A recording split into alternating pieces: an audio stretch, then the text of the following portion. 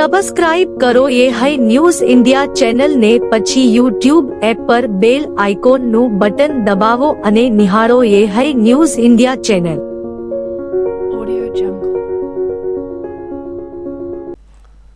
વાવથરા જિલ્લા પોલીસ દ્વારા દારૂને જુગારના ગુનાઓ સામે શરૂ કરાયેલ કડક કાર્યવાહી અંતર્ગત બાબર પોલીસ સ્ટેશન વિસ્તારમાં એસઓજી ટીમે ક્રિકેટ સટ્ટા રમતા 2 ઈસમોને ઝડપી લીધા છે.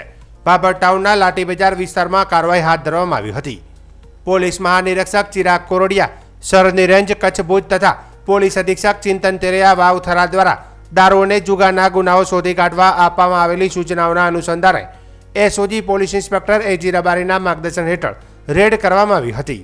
પેટ્રોલિંગ દરમિયાન ખાનગી બાતમીના આધારે બાબર બજારના લાઠી બજારમાં હાર્ડવેરની દુકાન સામે રેડ કરવામાં આવી હતી. ત્યાં રોહિતભાઈ હરજીવનભાઈ ઠક્કર અને કુશાન હરજીવનભાઈ ઠક્કર રહેવાસી બાબર દ્વારા અલગ અલગ મોબાઈલમાં 11x.com અને army7777.com વેબસાઇટ ખોલી T20 વર્લ્ડ કપ અંતર્ગત ઝિમ્બાબ્વે અને ઓમાન વચ્ચે ચાલી રહેલી મેચ પર હાર જીતના સોદા લગાવી સટ્ટો રમતા હોવાનું ઝડપાયું હતું. પોલીસે આરોપીઓ પાસેથી મોબાઈલ નંગ 3 કિંમત ₹15,000, રોકડ ₹1440 તેમજ ક્રિકેટ આઈડીમાં રહેલ ₹2,16,893ની રકમ જપ્ત કરી કુલ ₹2,33,00,000થી વધુનો મુદ્દામાલ કબજે કર્યો છે અને બંને આરોપીઓ વિરુદ્ધ બાબર પોલીસ સ્ટેશન ખાતે કાયદેસરની કાર્યવાહી હાથ ધરવામાં આવી છે. લોકસભામાં કોંગ્રેસના મહિલા સાંસદો દ્વારા કરવામાં આવેલા વિરોધને લઈને સંસદની ગરિમા અંગે ફરી એક વખત સવાલો ઊભા થયા છે. કોંગ્રેસના મહિલા સાંસદ ગેડીબેન ઠાકોર સહિત અન્ય સાંસદોએ હાથમાં બેનર લઈને લોકસભામાં વિરોધ કર્યો હતો, જેનો વિડીયો સંસદીય કાર્યમંત્રી કિરણ રિજિજુએ સોશિયલ મીડિયા પર શેર કર્યો છે. આ વિડીયો સામે આવતા જ રાજકીય ઘમાસાણ શરૂ થયું છે. ભાજપે આ ઘટનાને સંસદની પરંપરા અને ગરિમાને ઠેસ પહોંચાડનાર ગણાવી છે. ભાજપનો આરોપ છે કે કોંગ્રેસના મહિલા સાંસદો વિરોધની મર્યાદા લાંઘીને પ્રધાનમંત્રીને સત્તા પક્ષના મંત્રીઓ જ્યાં બેસે છે ત્યાં સુધી પહોંચી ગયા હતા. વિડીયોમાં સ્પષ્ટ જોવા મળે છે કે જ્ઞાનીબેન ઠાકોર સહિત કોંગ્રેસના મહિલા સાંસદો બેનર સાથે એ સ્થાન સુધી જઈને ઊભા રહી જાય છે જ્યાંથી પ્રધાનમંત્રી લોકસભામાં પ્રવેશ કરીને પોતાનું સ્થાન ગ્રહણ કરતા હોય છે. આ ઘટનાને પગલે સુરક્ષા અને સંસદીય શિસ્તને લઈને ચિંતા વ્યક્ત કરવામાં આવી હતી. મળતી માહિતી મુજબ કોઈ અઘટિત ઘટના બની શકે તેવી આશંકાને ધ્યાનમાં લઈને લોકસભા અધ્યક્ષે પ્રધાનમંત્રી નરેન્દ્ર મોદીને તે સમયે લોકસભામાં ન આવવાની વિનંતી કરી હતી. આ નિર્ણય બાદ કોંગ્રેસે જોરદાર સવાલ ઉઠાવ્યો હતો કે પ્રધાનમંત્રીને શું ખતરો હતો અને એવી કઈ પરિસ્થિતિ સર્જાઈ હતી. કોંગ્રેસનું કહેવું છે કે આ માત્ર લોકશાહી રીતે કરાયેલ વિરોધ હતો અને તેને વધારીને રજૂ કરવામાં આવી રહ્યો છે, જ્યારે ભાજપે આ ઘટનાને ગંભીર ગણાવી સંસદની મર્યાદાનો ભંગ ગણાવ્યો છે. સમગ્ર મામલે લોકસભાની કાર્યવાહીમાં રાજકીય તણાવ વધાર્યો છે અને બંને પક્ષો આમને સામને આવી ગયા છે. હાલ આ મુદ્દે રાજકીય પ્રતિક્રિયાઓનો સિલસિલો ચાલુ છે અને સંસદની ગરિમા સામે આવેલા આ વિવાદ પર દેશભરમાં ચર્ચા થઈ રહી છે. વાવથરા જિલ્લા પોલીસ દ્વારા વર્ષ 2026 દરમિયાન દિયોદર ડિવિઝનના વિવિધ પોલીસ સ્ટેશનોમાં કબજે કરાયેલા લાંબા સમયથી પેન્ડિંગ રહેલા વાહનોના નિકાલ માટે મહત્વપૂર્ણ કાર્યવાહી હાથ ધરવામાં આવી હતી. દિયોદર ડિવિઝન હેઠળ પોલીસ સ્ટેશનોમાં કબજે કરાયેલા કુલ 71 વાહનોની જાહેર હરાજી યોજાઈ હતી. પોલીસ મહાનિરીક્ષક ચિરાગ કોરડિયા, સરહદી રેન્જ ભુજ કચ્છ તથા પોલીસ અધિક્ષક ચિંતન તેરૈયા વાવથરા દ્વારા જિલ્લામાં વર્ષોથી પેન્ડિંગ રહેલા મુદ્દામાલના વાહનોનો નિકાલ કરવા સ્પષ્ટ સૂચના આપવામાં આવી હતી. આ સૂચનાઓના અનુસંધાને દિયોદર ડીવાયએસપી SR ભારાઈના માર્ગદર્શન હેઠળ દિયોદર, બાબર અને આખતળા પોલીસ સ્ટેશનોના વાહનોની જાહેર હરાજીની પ્રક્રિયા હાથ ધરવામાં આવી હતી. આ જાહેર હરાજી દિયોદર પોલીસ સ્ટેશનના કમ્પાઉન્ડમાં યોજાઈ હતી, જેમાં 10/2/2026ના રોજ દિયોદર પોલીસ સ્ટેશનમાં 21 વાહનો, બાબર પોલીસ સ્ટેશનના 16 વાહનો તથા આખતળા પોલીસ સ્ટેશનના 34 વાહનો મળી કુલ 71 વાહનોની હરાજી કરવામાં આવી હતી. હરાજી દરમિયાન કુલ 9,08,000ની આવક નોંધાઈ હતી. આ રકમ પર 18% GST મુજબ કુલ અંકે ₹10,71,400 પૂરા સરકારના ખાતામાં જમા કરવાની કાર્યવાહી હાથ ધરવામાં આવી હતી. વાવથરા જિલ્લા પોલીસની આ કાર્યવાહીથી પેન્ડિંગ મુદ્દામાલના નિકાલ સાથે સાથે પોલીસ સ્ટેશનોમાં જગ્યા ઉપલબ્ધ બની છે અને સરકારી આવકમાં પણ નોંધપાત્ર વધારો થયો છે. ભારત પાકિસ્તાન સરહદ પર આવેલ નડાબેટ ખાતે આર્મી, નેવી અને બોર્ડર સિક્યુરિટી ફોર્સની સંયુક્ત કાર રેલીનું ભવ્ય સ્વાગત કરવામાં આવ્યું હતું. સ્વાગત કાર્યક્રમ બાદ BSFના જવાનો દ્વારા શિસ્તબદ્ધ અને ગૌરવ ભરેલી પરેડનું આયોજન કરવામાં આવ્યું હતું, જેમાં કાર રેલી દ્વારા આવેલા જવાનો તથા મહેમાનોએ પરેડ નિહાળી સીમા દર્શન કર્યા હતા. દ્વારકાથી 3 તારીખે શરૂ થયેલી આ કાર રેલી દેશના યુદ્ધવીરોના પરાક્રમ, શૌર્ય અને સર્વોચ્ચ બલિદાનનો સન્માન આપવાના હેતુ સાથે નીકળી હતી.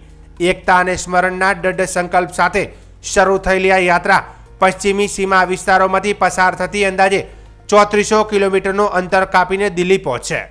નડાબેટ ખાતે પહોંચેલી રેલીમાં દેશભક્તિનો ઉત્સાહ અને રાષ્ટ્રીય ગૌરવ સ્પષ્ટ રીતે જોવા મળ્યો હતો.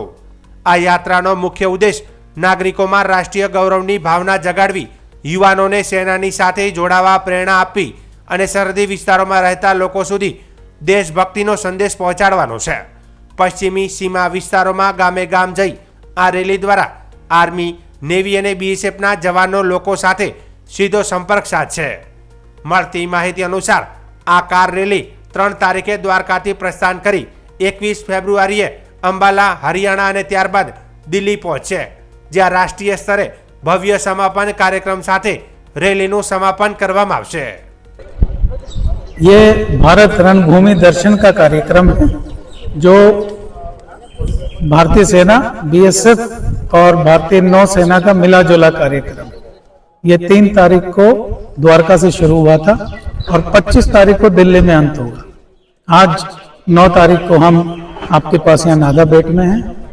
इस कार्यक्रम का उद्देश्य जो हमारी पश्चिमी सीमाएं हैं, वहाँ जितनी भी रणभूमियाँ हैं जहाँ पर युद्ध लड़े गए 1947 में, 62 में, 65 में, 71 में, उन सभी रणभूमियों पर जाना, उनको उनकी देखभाल करना, लोगों से मिलना, जो हमारे रण बांकुरे वहाँ पर डटे हुए हैं उनसे मिलना, उनका मनोबल बढ़ाना, अपना मनोबल बढ़ाना और इंस्पिरेशन लेना उनसे. साथ ही साथ जो हमारे बच्चे हैं स्कूलों के, एनसीसी के बच्चे हैं, उनका मनोबल बढ़ाना, उनको इंस्पायर करना कि वो देश की सेवा में आए और देश की रक्षा करें. ये हमारी 40 की टीम है, 15 गाड़ी है हमारे साथ, 2 मोटरसाइकिल हैं. तो हम एक जगह से दूसरी जगह बॉर्डर टू बॉर्डर चलते जा रहे हैं.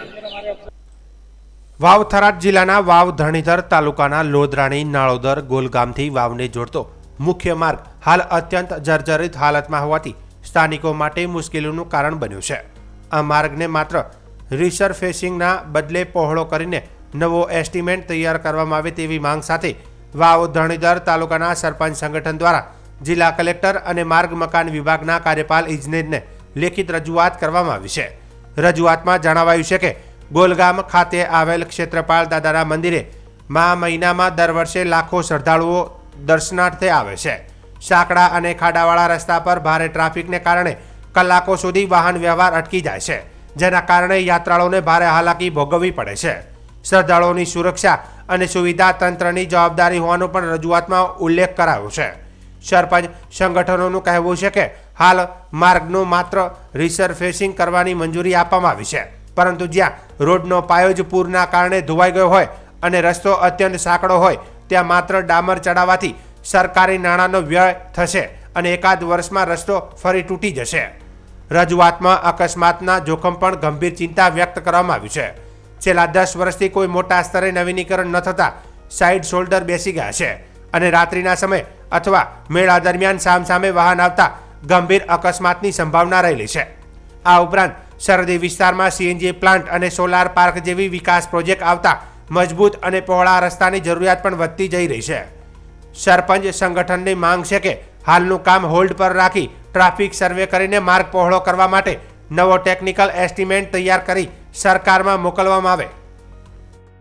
હું રાછેડા સરપંચ, જે લોધરાણી, નાળોદર, ગોલગામ, સરદારપુરાથી વાવ ને જોડતો જે રસ્તો છે ડામર રોડ, જે 20 વર્ષ અગાઉ બનેલો છે, એના ઉપર 2015, 2017 ને 2025 3 એવા ભયંકર પૂરો પણ આવ્યા છે, જે વારંવાર ખાલી થાગડ થીગડ કરવામાં આવે છે, જે અત્યારે બિસ્માત હાલત, એટલે કે હાવ એ રોડની કોઈ હાલત જ રહી નથી. ખરેખર બહુ ખરાબ પરિસ્થિતિવાળો રોડ છે. જે બાબતે અમે આજથી 15 મહિના અગાઉ પણ અમે લિખિતમાં રજૂઆત કરી હતી કે એ રોડને પહોળો કરવામાં આવે અને તાત્કાલિક એ રોડની ઘટતી કાર્યવાહી કરવામાં આવે, તો જેને અત્યારે ફરીથી પણ નવો રોડ બનાવવાને બદલે એને પોળો કરવાને બદલે એ રોડને રિપેરિંગ કરવા માટે માતબર રકમ ફળવાઈ છે.